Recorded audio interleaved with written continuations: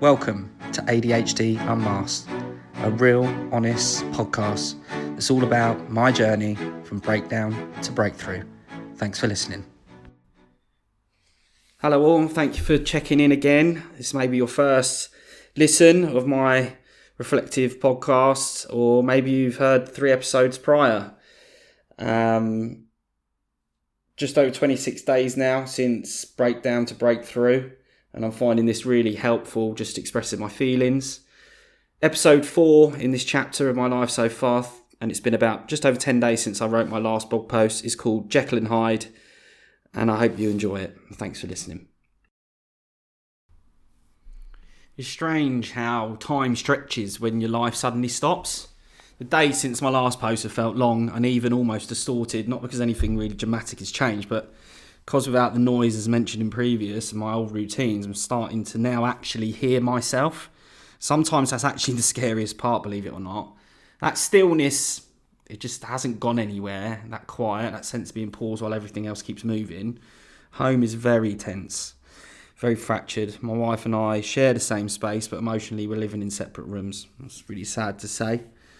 There's no script for this part, no blueprint. It's just 2 people trying to breathe in the aftermath of everything that collapsed. And I can't blame her. I'm still not working. I'm still trying to sell bits and pieces to stay afloat. Still waking up with that heaviness that only fades when I'm distracted. And right now, distraction is the only thing I don't actually have.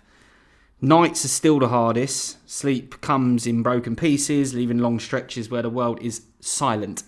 Needle dropping stuff. And my thoughts are loud. Pneumatic drill stuff. And when you're in recovery, time on your hands can be dangerous, and it really is something that I wanted to talk about. And it's too much time to reflect, too much space to interrogate yourself. You can beat yourself up, you can wander into areas that you don't want to go. There's too much opportunity for memories and mistakes to replay on a loop. But somewhere inside these long days, another thought has begun pressing against me, one I've not really given enough attention to, and I've been thinking with myself, is it really just ADHD? I know I have differences. I know ADHD is a complex continuum. I know a lot about it. I've done a lot of research into it. And addictions overlap and fade in. But there are moments and patterns I just really can't explain. Not in, I have quick dramatic shifts of mood, high to low. Not bipolar where it's like exaggerated lengths of periods of time, but very quick switches. More subtle, more internal than bipolar, but it's impossible to ignore now that the noise is gone. I'm starting to reflect. And then you start to reflect on reflection. And if you've got ADHD, you'll understand that overthinking out loud or overthinking is a spiraling effect. I can have moments where my mind just lights up, like sparks of clarity and creativity. Like 1 minute I'm setting up a business, then the next minute, I'm crashing down. A hollow thud, a wave of despair that I can't overturn. It doesn't feel like typical ADHD. It feels layered, complex, something comorbid may be involved. That's not me self-diagnosing, and I don't believe in that, but it's definitely something now that I'm looking inward, I need to express with my GP at the next appointment. Trying to explain how my mind works is difficult, and I'm sure a lot of you who are listening to this will resonate with that. I think it's powerful, it's tangled, it's capable of wonder or sabotage all within one afternoon. But my attempt to explain it is this really. Imagine a Venn diagram. So that's that diagram that we used to see in maths as kids, or that one that you see that's got 3 circles. One to the left, one to the right, and the one in the middle that overlaps, co-joining the one on the left and the right. So for example, just as an example, on the left is me, on the right is my wife, and in the middle is my child, and it overlaps me and my wife because it's our child. So imagine that Venn diagram. Jekyll on one side and Hyde on the other. And in the overlap in the space between, I would just write one word: stimulation. It feeds both. And in 3 weeks without, having stimulation, it has given each of those sides, Jekyll and Hyde, far too much room to perform. 1 minute, as I sound wildly entrepreneurial, buzzing with ideas and solutions. I promise you, I've set up probably 4 businesses that I could probably run with. But then the next, I'm collapsing into dismay and despair, and it's exhausting, and I don't want to talk to anyone or open my laptop. And I'm getting angry. Somewhere inside all of this, I can still feel the old version of me, the one I jokingly called the ADHD Houdini, or ADHD Houdini, if any of you have seen my hashtag about that. And I'll talk more about that in another podcast. That version that could mask, disappear, perform, charm, distract, escape, anything except sit with reality. That part of me used to slip out of tight spaces using humour, busyness or reinvention. But in the silence of these last 3 weeks, it hasn't had anywhere to vanish to. No bunnies being pulled out of the hat. There's no crowd to perform for, no chaos to hide. Just me, and the parts of myself I've avoided for years. And that sort of headspace I actually carried into my second Smart Recovery meeting. So in my last episode I spoke about the first one. I was shy, I got the camera on, I turned up. But in this one I didn't really give myself to it. The camera was off, mind drifting. I was there, but the words were stuck behind my teeth. I wasn't sure if it was fear, boredom or repetitiveness or avoidance.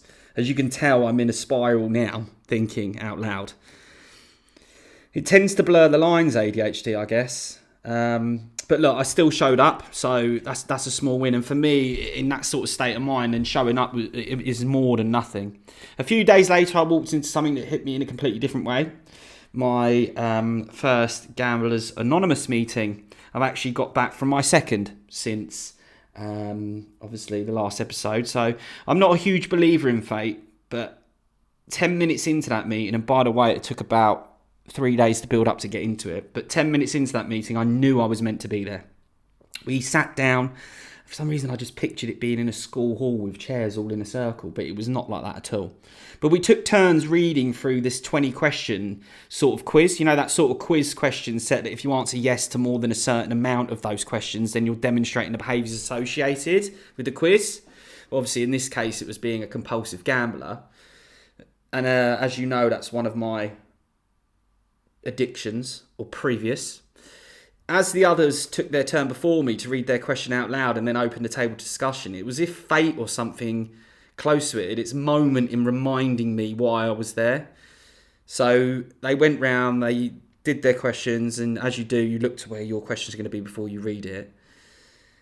So I prepared to, say it right. And the statement I had to read couldn't have been more perfectly tied to the exact actions I'd taken to feed the compulsive demon inside me. Deceit, lies, taking, to fund the devil. And before I read it out loud to the group, I muttered under my breath, louder than I intended, "Now I know I'm meant to be here." It was actually a shameful moment, a mirror held up in front of me in a room full of strangers, but instead of judgment, the room met me with support, nods, understanding, connection without fear, and they held that space for me for the whole hour as I did for them. I've just got back from my second, and there's just these little points in time that just hit you. Most recent session is about maintaining thinking inwardly rather than anger of that you can't control on the outside. So the relationships that I've broken down, I start to get frustrated and angry when I have no rhyme or reason to do so, and it's just good to be pulled back on that and make me think. But as I say, 26 days now since the 3rd of November, no drinking, no alcohol, no gambling. But sobriety isn't just about avoiding addiction. It's not about, it's about not running from myself anymore. So then came some other good news. So we've had some other good news as well. My IVA was approved, so exceptional levels of debt, which I've mentioned in previous episodes, and it's been finalised, and I promise you now, for years, I have handled my finances like a duck in a pond.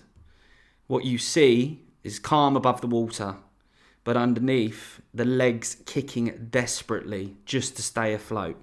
So everyone else saw the steady, the masked, the strong, but the truth is I was moments from drowning. That debt was a weight I didn't think I would ever shift.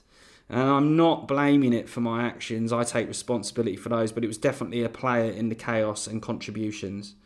A constant pressure pushing at the cracks. When the debt was finally wiped away, it didn't feel like triumph at all. It felt like resurfacing for the first breath I had in years, and I am absolutely gutted I didn't do this before. And again, not to push blame on it, that this was the reason that caused all my negative actions to affect others.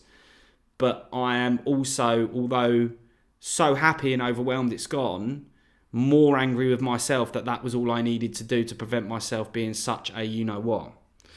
I've also had follow-up conversations with the support teams around me, the people helping me stay grounded, face what's happened and understand the road ahead. It's not easy, it's not clean, but it's necessary. It's very hard to explain. I feel like I'm in a pinball in a machine at the minute, just being bopped about, but I'm being bopped about in a good one. Alongside all of that, something else actually has been happening, something I wasn't prepared for at all. When I started writing my blogs in ADHD UnMasked, I needed a place to express myself, and then obviously turned it into a podcast as I am now, to release what I've been holding in. And I think I did that because I could do it without fear of judgment, who's someone who was close to me. So it was like the first step to open up. But also because it's another distraction, which may or may not be good. We were talking today that you need structured distraction, not chaotic distraction. And I think at the minute I'm a chaotic distractor. We'll get to that later. But anyway, somewhere along the line, it stopped being an outlet for me, this ADHD UnMasked podcast blog. I've really enjoyed it, but it's become a place where other people have started to come to me. So someone messaged me on Instagram the other day after listening to the podcast, and they said to me, I listened last night. It gave me encouragement to do a talking video myself. I don't like the sound of my voice, but I've posted it. I wish you all the luck in the world, and thank you for helping. And that was amazing. Like, forget any other level of dopamine, that tops it. And then more recently, another message come in, your story is so powerful, and it's given me the strength to call for some support. That's so nice to hear. And I never, selfishly, I didn't intend to get on this to help other people. I didn't, I'm being honest. I did this to express myself because I didn't know how to speak. But I am learning that I can help other people and they can help me too. And I want that for us all. So, the writing, the honesty, the messiness about this, it's not professional. It's just helping myself breathe again, but it might be helping others too. So it's about connection. It's about belonging. It's about someone somewhere feeling just a little less alone because I chose to speak. And they did too, to make me feel less alone. And for the first time in a long time, something I'm doing is helping not just me, not just being selfish, but others. Things in my life are still raw. Home is fragile. Sleep is so hard. Work is not happening. Recovery is a pinball in a machine. But there is some slight positivity of shift. It's not dramatic. It's not magical. I'm not fixed. I'm not recovered. This is a journey of life. But I'm taking steps, the uncomfortable ones as well at that. I'm showing up to meetings. I'm telling the truth. I'm staying sober. I'm not playing the joker in the room for anyone that's near me. I'm reaching out and letting people reach back. And for the first time in a very long time, I'm not sinking. I'm not hiding. I'm still here. I'm still trying. But I'm still just walking. So I hope you liked that episode. I would like to just sort of do a call out because it is interesting the sort of reactions that people are getting off the back of each other now. I've sort of embedded myself in this community, that there are a lot of people that are struggling out there. And I was one of them, and I kept quiet for a long time. I was the ADHD Houdini, but the trouble is, you do it too well, you disappear. You crash and burn, you lose yourself, and you cause chaos. So this is a call to action for everyone, really. Ask people if they're okay, and don't just go with the Cokes over. And if you want to feature on this or you want to talk to me, I would love that for me and for you. So I want to evolve this as we move on. I'm rambling now. But look, thank you for listening. And again, I'm finishing this. I feel better. Thank you.